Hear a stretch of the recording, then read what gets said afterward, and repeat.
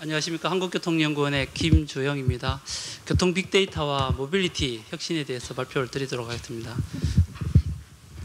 최근에 정부는 빅데이터에 대한 관심이 굉장히 뜨겁습니다. 아시다시피 정부는 국정과제로 혁신성장 전략을 수립을 했고, 그 중에 데이터 경제, 그리고 AI 경제, 그리고 수소 경제를 천명한 바 있습니다. 그래서 데이터 부분이 굉장히 중요한 부분이 되었다는 판단이 들고요.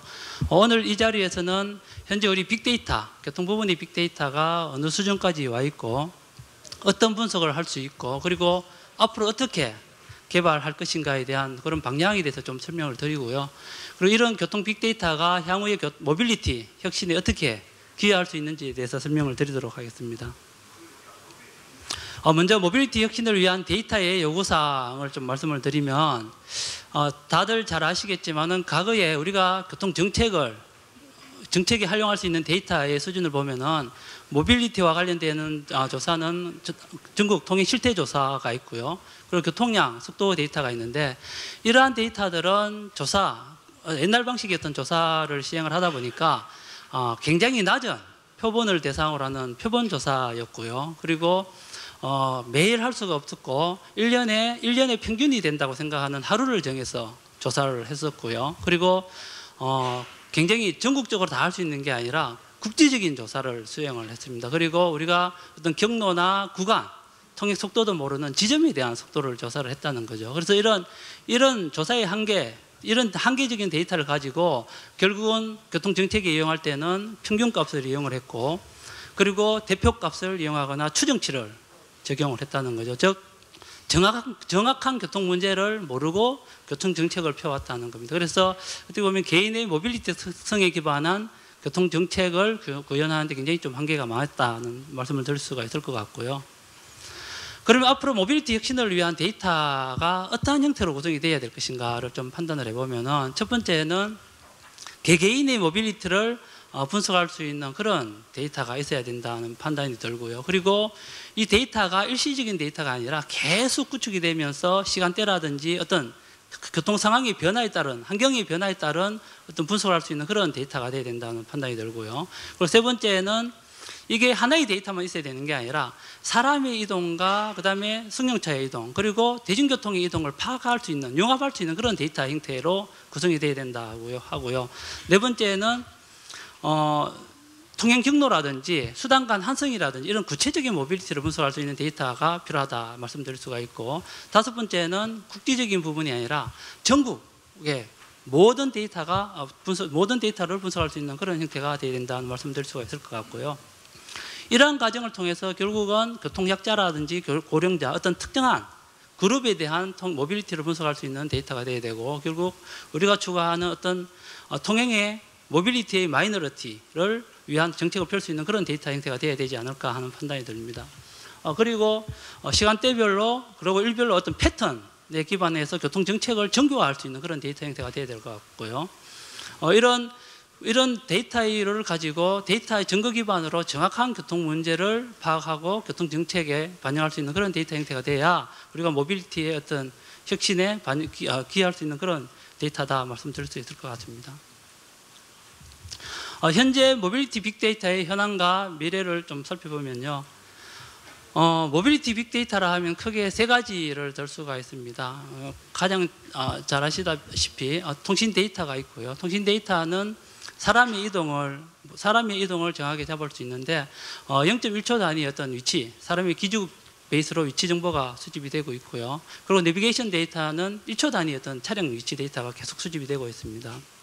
그리고 대중교통 카드 데이터는 이벤트 베이스로 해서 이제 태그할 때마다 위치를 파악할 수 있는 그런 부분인데, 이러한 데이터들은 사실 통신 데이터나 대중교통 카드 데이터는 전수에 가까운 데이터가 될 수가 있고요. 물론 내비게이션 데이터는 아주 표본인데, 이런 모빌리티 데이터의 성격은 사람과 차량과 대중교통 이용자가 언제 출발하고 어떤 경로를 이용했고 얼마나 많은 시간이 걸려서 도착지에 도착했는가를 알 수 있는 그런 데이터라는 거죠. 이외에 운행 기록계 DTG 데이터도 있고 DSRC 데이터나 하이패스 데이터, 이런 신용카드 데이터라든지 이런 데이터들도 모빌리티의 특성을 분석하는 데 굉장히 좋은 데이터다라고 말씀드릴 수가 있습니다.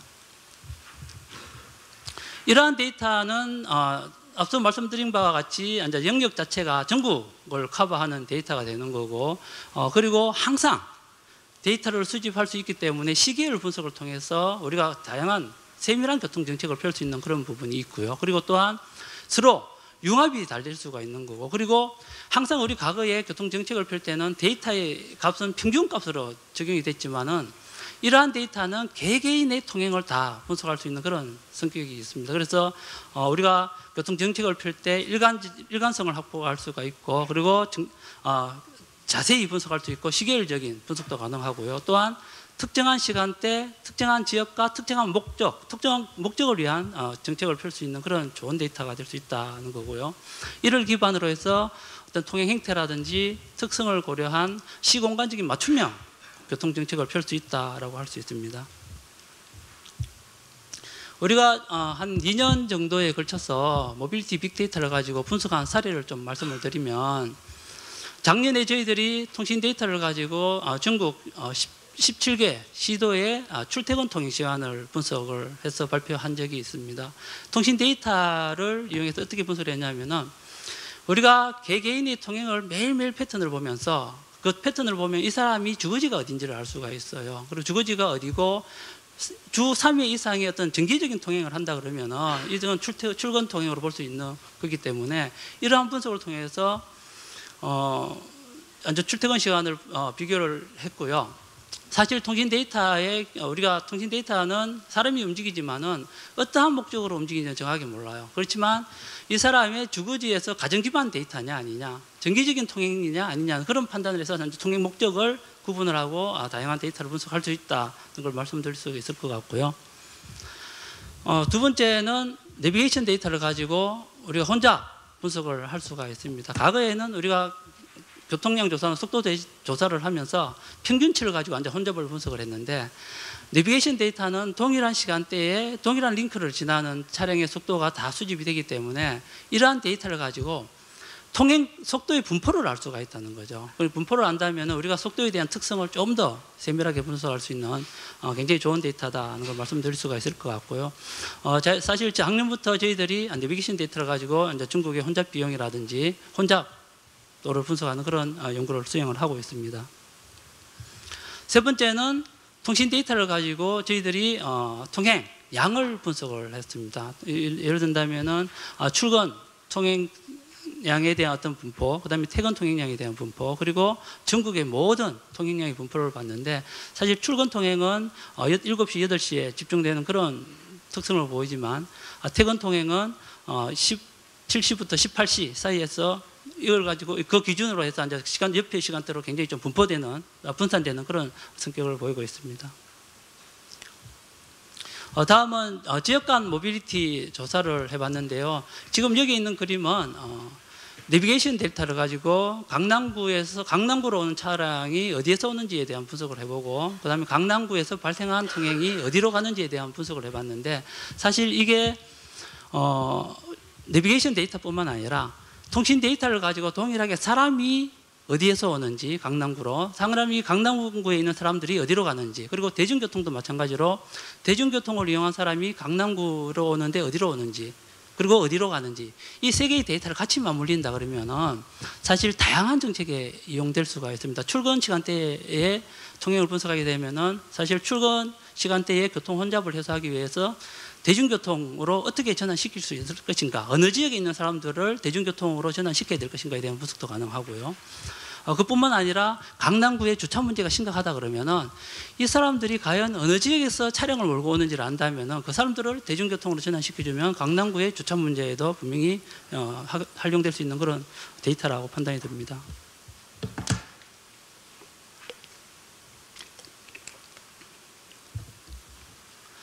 다음은 저희들이 경기도에서 서울로 들어오는 통행에 대해서 이제 전체 총 통행량이 얼마나 되고, 그리고 승용차에 대한 이용한 통행이 얼마나 되고, 대중교통을 이용한 통행이 얼마나 되는지를 분석을 해봤습니다. 이렇게 동남권, 동부권, 서부권, 서남권 형태로 분석을 해봤는데, 사실 출근 시간대에만 대중교통이 승용차 보다는 조금 더 비슷하거나 많은 그런 형태를 보이고, 나머지 시간대에는 대부분 승용차를 이용해서 들어오는 그런 패턴을 보이고 있는데, 이건 하나의 사례일 뿐이고요. 앞으로 우리가 이런 데이터를 시간대를 좀 더 세분화하고 지역을 좀 더 세분화한다 그러면은 사실 특정한 지역과 특정한 지역의 통행에 있어서 과연 이 통행권에 대해서는 승용차를 많이 이용하고 대중교통을 이용하지 않는, 수요가 많음에도 불구하고 대부분 승용차를 이용하는데 왜 승용차를 이용할 수밖에 없는가에 대한 그런 문제 해결에 분명히 문제를 파악할 수 있는 그런 장점이 있습니다. 그런 걸 통해서 우리가 대중교통 정책을 조금 더 다양하게 펼 수 있는 그런 기회가 있는 거죠. 이 데이터는 심야 시간대에 모빌리티를 분석을 해봤는데, 사실 여성이냐 아니면 고령자나 이런 성격에 따라서 우리가 좀 모빌리티 분석을 하게 되면 그 그룹에 맞는 다양한 교통 정책을 펼 수가 있는데, 이 경우에는 여성자가 어느 지역에 12시 이후에 심야 시간대에 어느 지역에서 통행이 많이 발생을 하고 어느 지역으로 많이 가는지 등을 분석하면은 여성 통행자를 위한 어떤 안전 기가 정책이라든지 이런 데 충분히 활용할 수 있는 그런 데이터다라고 말씀드릴 수가 있을 것 같고요. 대중교통 데이터를 가지고 우리 환성 분석을 해봤습니다.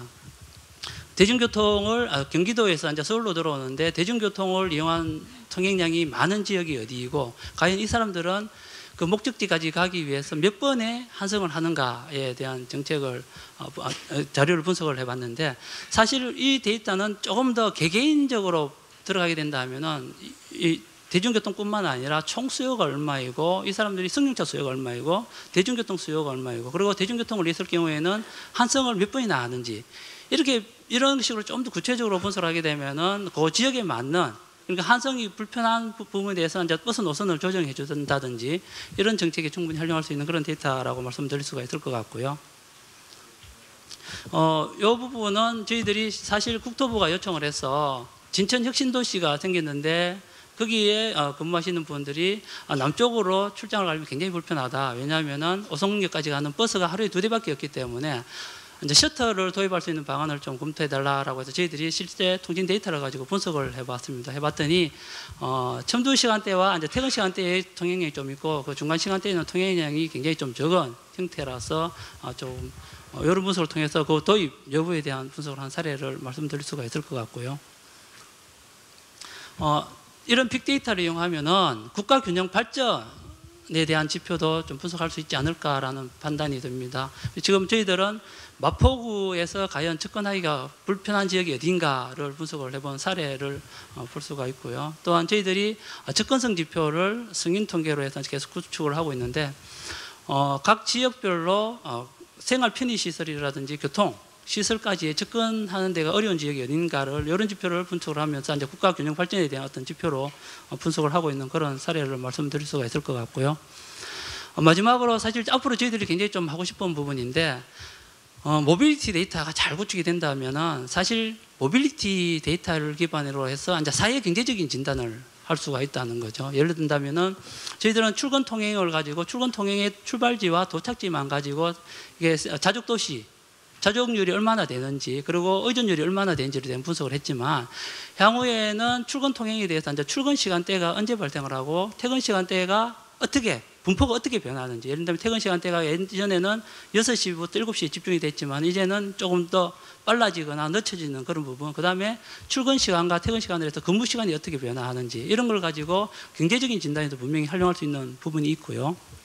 뿐만 아니라 가정 기반 비정기적인 통행을 가지고 관광 통행이라든지 이런 부분에도 충분히 활용할 수 있는 부분이 있고, 또한 특정한 목적의 특정한 그룹에 대한 어떤 모빌리티 분석을 하면서 사회적인 진단을 할 수가 있는 거죠. 예를 든다면 고령자의 통행이 어떻게 변화하는지, 연도별로 어떻게 변화하는지, 월별로 어떻게 변화하는지를 보면서 저희들이 모빌리티 데이터 기반으로 이제 사회 경제적인 진단 지표를 만들어낼 수 있는 부분도 충분히 있다라고 판단이 듭니다.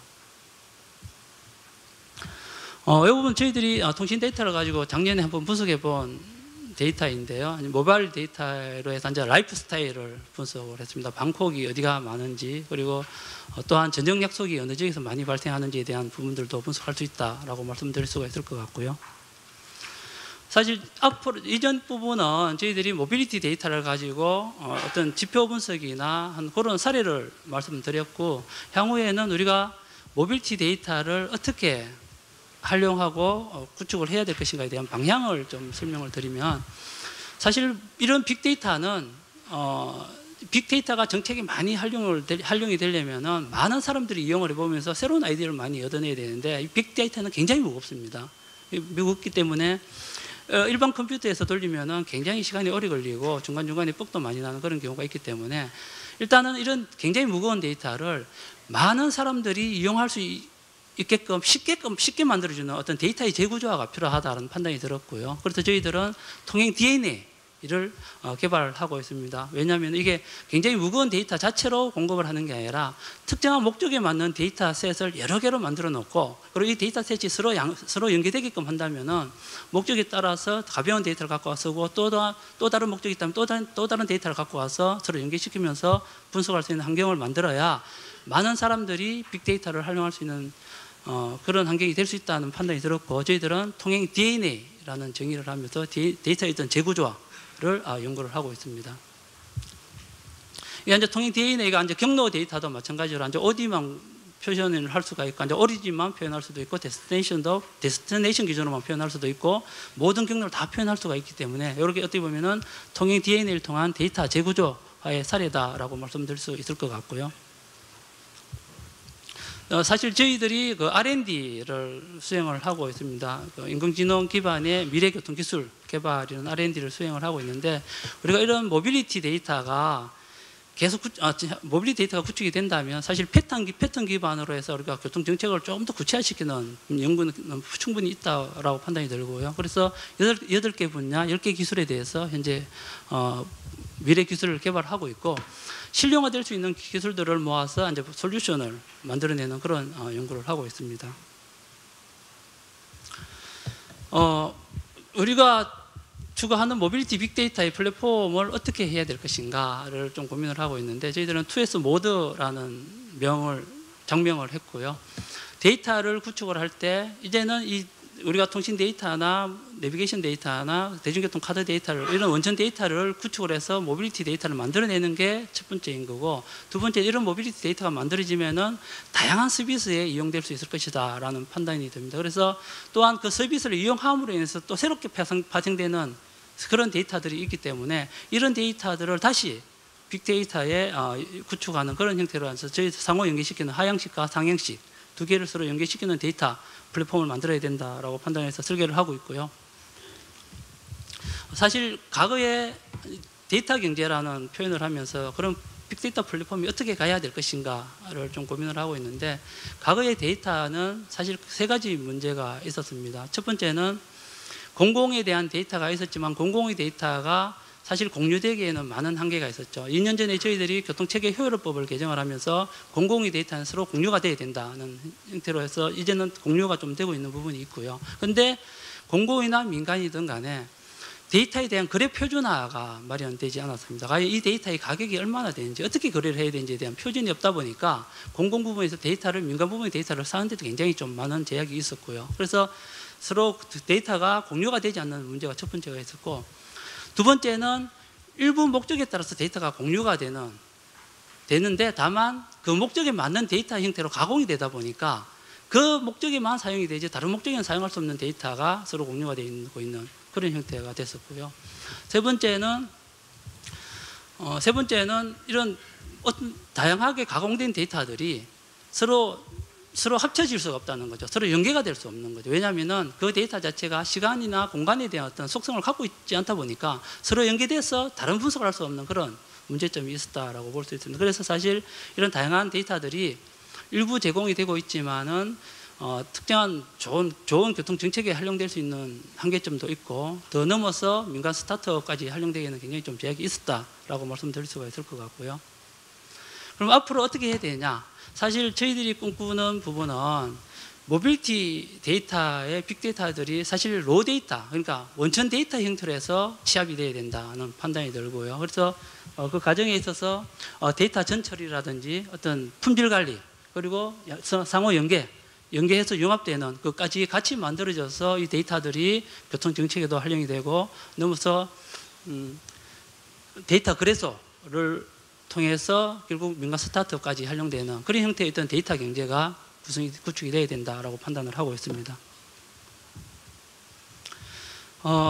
표준화라는 말씀을 드리면 사실 데이터의 표준화는 공간 정보 위에 모든 데이터가 올라가야 되고 시간적인 어떤 속성을 품고 있어야 됩니다. 그래야 서로 데이터 간에 연계가 될 수가 있는 거고, 이러한 데이터들이 어떤 목적에 따라서 데이터가 가공이 되더라도 시간과 공간에 대한 정보를 갖고 있어야 1차 가공된 데이터 간에 서로 연계가 돼야 되고, 또 2차 가공되더라도 또 다른 데이터 간에 서로 연계가 될 수 있는 그런 형태로 가야만 된다라고 판단이 들고요. 그래서 저희들은 공간 정보를 지금 기반 맵, 빅데이터를 위한 기반 맵에 대한 연구를 하고 있고요. 과연 어떠한 형태의 맵으로 구성이 돼야 나중에 데이터에 대한 어떤 데이터를 잘 구성이 되고 서로 연계가 잘 될 것인가에 대한 연구도 수행을 하고 있습니다.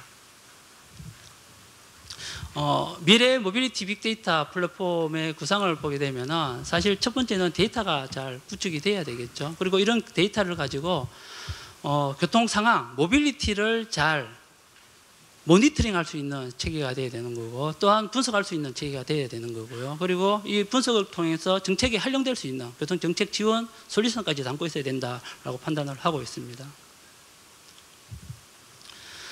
사실 빅데이터가 아직 넘어야 할 산은 굉장히 많습니다. 사실 저희들이 시범적으로 테스팅하고 하고 있지만 이런 데이터를 왜 공정연하게 정책에 활용할 수 없는가에 대한 문제를 좀 삼다 보면은 개인정보보호법이 굉장히 큰 문제인 거죠. 개인정보보호법 때문에 통신 데이터나 내비게이션 데이터는 어느 정도 가공된, 최소한 단위의 가공된 데이터를 받습니다. 그러다 보니까 저희들이 그 원천 데이터에 대한 어떤 신뢰도 검증이나 이런 걸 못하고 있는 부분이 굉장히 좀 많고요.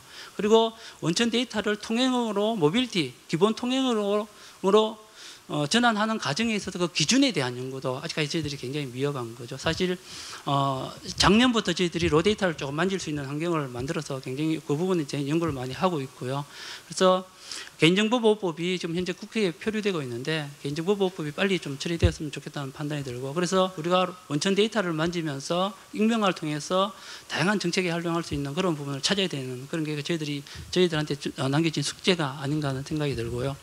그리고 거래 표준화에 대한 부분도 국가가 조금 서둘러야 될 부분이 아닌가 하는 생각이 듭니다. 그래서 지금 요즘은 국가가 개인정보보호법이 많은 제약이 있기 때문에 마이 데이터 형태의 어떤 그런 사업도 많이 하고 있는데, 개인정보보호법이 빨리 해결이 돼야 되고, 그리고 거래 표준화를 통해서 데이터가 잘 거래될 수 있는 환경을 만들어주는 게 굉장히 중요하다는 판단이 들고요. 그리고 원천 데이터의 어떤 신뢰성, 그리고 어떤 기준 정립에 대한 연구도 굉장히 좀 서둘러야 되지 않을까 하는 생각을 하고 있습니다. 빅데이터에 대한 구축 방향을 좀 살펴봤고요. 그러면 빅데이터를 이용해서 모빌리티 혁신에 어떻게 기여해야 될 것인가를 좀 살펴보겠습니다.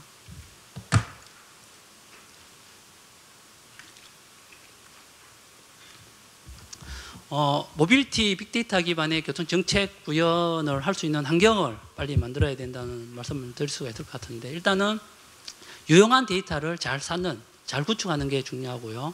두 번째는 이용자가 이러한 유용한 데이터를 잘 활용할 수 있는 환경을 만들어주는 게 또 중요하지 않을까 하는 생각이 듭니다. 그 다음으로는 다양한 교통정책에 활용할 수 있는, 그리고 미래교통기술에 활용할 수 있는 어떤 분석 체계를 구축을 하고요. 네 번째는 사실 모든 교통정책이 이런 어떤 증거 기반, 데이터 기반의 어떤 의사결정을 할 수 있는 체계를 만들어내고, 이를 통해서 결국은 모든 전 국민에게 어떤 모빌리티 기반의 어떤 편익을 제공해 주는 게 굉장히 중요한 목표가 되지 않을까 하는 생각을 하고 있습니다. 그래서 모든 중앙정부를 중심으로 해서 지자체라든지 어떤 전문기관들이 같이 모여서 모빌리티 빅데이터를 구축을 하고, 그리고 교통정책에 구현할 수 있는 그런 환경이 되어야 된다는 생각이 들고요. 이런 과정을 통해서 모든 빅데이터가 잘 구축되고 모든 사람들이 쉽게 공유할 수 있는 환경을 만들어서 어떤 이용자 맞춤형 서비스가 제공될 수 있는 그런 환경을 만들어야 된다는 생각이 들고요. 그럼 사실 그 모빌리티 혁신에 대한 부분은 방향은 굉장히 모든 사람들이 이야기할 수 있지만, 그럼 앞으로 단기적으로 어떻게 해야 될 것인가에 대한 고민을 좀 많이 할 수 있을 것 같은데, 데이터 입장에서, 빅데이터 입장에서 좀 말씀을 드리면은, 먼저 이런 모빌리티 빅데이터를 잘 구축을 해서 국민 이동성 지표를 만들어야 되지 않을까 하는 생각이 듭니다. 왜냐하면 사람들이 이동하는데 얼마나 어떤 불편한 점이 있는지에 대한 정확하게 판단할 수 있는 데이터, 그리고 분석 지표들이 나와야 된다는 생각이 들고요. 그래서 저희들은 국민 통합 이동성 조사 분석에 대한 연구가 굉장히 좀 시급하다는 판단이 들고요. 두 번째는 우리가 기존에는 어떤 평균값에 기반해서 교통 정책을 펴왔지만은 이제는 좀 모빌리티 마이너리티를 위한 정책을 좀 펴보자 하는 생각을 하고 있습니다. 그래서 지역 간의 어떤 열악한 통행권이 어디냐, 어떤 그룹별로 열악한 통행권이 어디냐, 이런 것들을 분석을 하면서 그 통행 목적에, 그러니까 그 열악한 통행권을 개선할 수 있는 목적의 어떤 교통 정책을 펴주는 게 더 중요하지 않을까. 그래서 굉장히 좀 통행권의 어떤 평균 이상의 사람들보다는 평균 이하로 통행권이 열악한 사람들을 위한 정책을 좀 펴주는 게 어떤 모빌리티 혁신의 첫 번째 발걸음이 아닌가 하는 판단이 들고요. 그리고 이런 데이터 기반으로 해서 앞으로는 우리가 모빌리티 혁신에 대한 어떤 방향이나 이런 걸 설계를 해야 된다는 말씀을 드릴 수가 있을 것 같습니다. 앞에서 모빌리티 혁신에 대한 큰 틀에 대한 얘기를 했는데 저는 조금 구체적으로 좀 말씀을 드리면요. 사실 다들 잘 아시는 부분인 것 같아요. 그럼 교통수단에 대한 부분은 이제는 수단이 굉장히 첨단화되고 다양화될 수 있는 그런 부분들이 있고요. 그래서 그러다 보니까 결국 차량 공유 형태가 활성화되면서 결국은 기존에는 차량 소유에서 이제 서비스 형태로 바뀌어질 거고, 이런 과정을 통해서 결국은 아파트에 주차되어 있는 차량들의 어떤 비효율성을 개선할 수 있는 부분들이 분명히 있을 것 같고요. 두 번째는 교통 서비스는 어떻게 바뀔 것이냐를 좀 판단을 해보면은 모바일 기반의 원스톱 서비스가 될 거고, 이를 통한 예약과 결제 시스템이 활성화될 것이라는 거죠. 그래서 결국 이건 굉장히 많은 변화를 줄 텐데, 이용자는 도어투도어를 해서 그냥 서비스 예약만 하면 모든 것들이 다 진행이 되는 그런 형태의 마스와 같은 게 이제 서비스가 제공이 될 거고, 그럼 교통 운영은 어떻게 될 것이냐? 이제는 예약제 기반의 교통 운영을 펼 수 있는 부분이 굉장히 큰 이익이 아닐까 하는 생각이 듭니다. 그래서 사실 모든 사람들이 어떤 목적지까지 예약을 하게 되면은 대중교통은 예전에는 항상 정해진 노선대로 움직이고 정해진 시간대에 움직이는 그런 형태였지만, 이제는 수요 기반으로 해서 대중교통도 자가용처럼 굉장히 다양하게 노선도 바뀔 수가 있고 운영 시간대도 바뀔 수 있는 그런 환경이 올 것이라는 판단이 들고요. 그리고 교통 혼잡에 대한 부분들도 이제는 예약이 되기 때문에, 통행에 대한 예약이 있기 때문에 이제는 거기에 맞춰서 교통 운영도 신호 운영이라든지 이런 것들을 좀 더 첨단화하고 최적화하는 데는 분명히 좋은 기회가 있다라는 판단이 듭니다. 그리고 수단은 사실 단기적으로는 카시어링과 같은 틈새 시장을 좀 접근을 해야 되는 그런 부분들이 있는데, 수단도 이제는 고속화 대한 사업은 계속 이루어질 거고, 그리고 교통수단을 서로 연계시키는 그런 사업들이 많이 진행이 되지 않을까 하는 판단이 들고요. 이러한 모빌리티 혁신 과정에 있어서 그러면 빅데이터가 어떻게 해야 될 것인가 하는 그런 부분을 좀 따져보면은, 단기적으로는 이런 모빌리티를 어떻게 설계해야 효율적일 것인가에 대한 설계를 하는 부분이 있지만, 장기적으로는 이런 예약 시스템에 대한 정보를 다 받아오고 현재 교통 운영을 위해서 빅데이터 기반으로 해서 어떻게 하는 게 최적적으로 운영하고 버스 노선을 어떻게 조정할 것인가에 대한 이런 부분들에 대한 최적화를 제공해 주는 게 결국은 모빌리티 빅데이터 플랫폼의 역할이 아닐까 하는 판단이 들고요.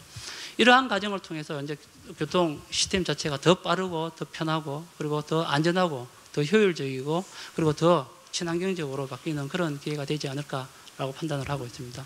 이상 발표를 마치겠습니다. 감사합니다.